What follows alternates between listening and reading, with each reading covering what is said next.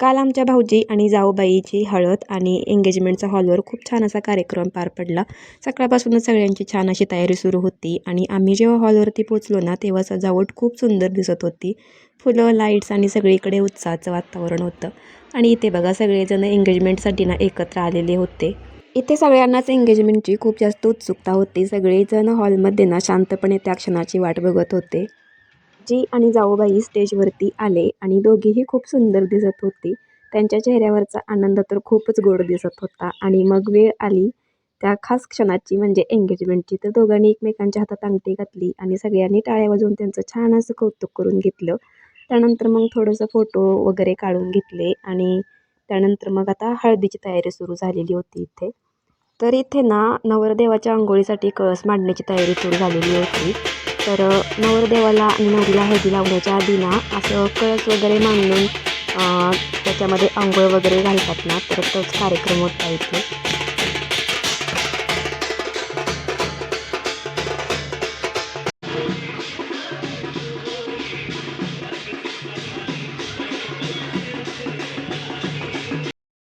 तर इथे नवरदेवाला आणि नवरदेवाच्या चुलते आणि त्यांचे आईवडील आहेत ना, त्या सगळ्यांना इथं ना कळसामध्ये छान अशी अंघोळ घातली आणि त्यानंतर आम्ही इथं आलो जेवण करण्यासाठी. तर या माझ्या आजी सासू आहेत आणि आम्ही इथे सगळ्यांनी मिळून एकत्र जेवण केलं आणि सगळेजण हॉलमध्ये इथं जेवायला आलेले होते. तर इथे जेवणामध्ये असा मेनू होता. साधा सिंपलच होता पण खरंच खूप छान होता. जेवण करून ना आम्ही नंतर हॉलमध्ये आलो हळदीच्या कार्यक्रमासाठी. तर इथे बघा हळदीचं डेकोरेशन खूप छान केलेलं होतं आणि खरंच खूप छान दिसत होतं हे डेकोरेशन. तर त्यानंतर नवरा नवरी स्टेजवरती आले आणि मग त्यांना इथं मुंडोळ्या बांधण्याचा कार्यक्रम होता. तर नवराच्या आणि नवरीच्या करवल्यांनी इथं मुंडोळ्या बांधून घेतल्या.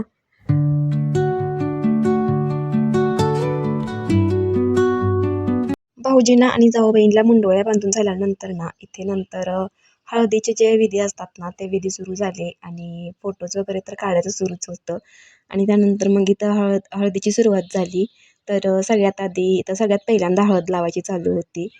तर खरंच खूप छान वाटत होतं हे सगळं. म्हणजे जाऊबाई आणि भाऊजी तर खूपच सुंदर दिसत दिसत होते पिवळ्या रंगामध्ये. आणि इथं छान हसत खेळत सगळेजण हळद लावत होते.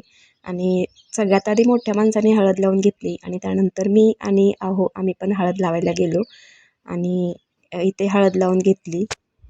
इथे सगळेजण ना जोड्या जोड्या करून ना हळद लावत होते आणि जोडीने हळद लावण्याची मजा काही वेगळीच असते ना. तर इथे आम्ही हळद लावून घेतली आणि फोटो फोटो पण काढून झाले.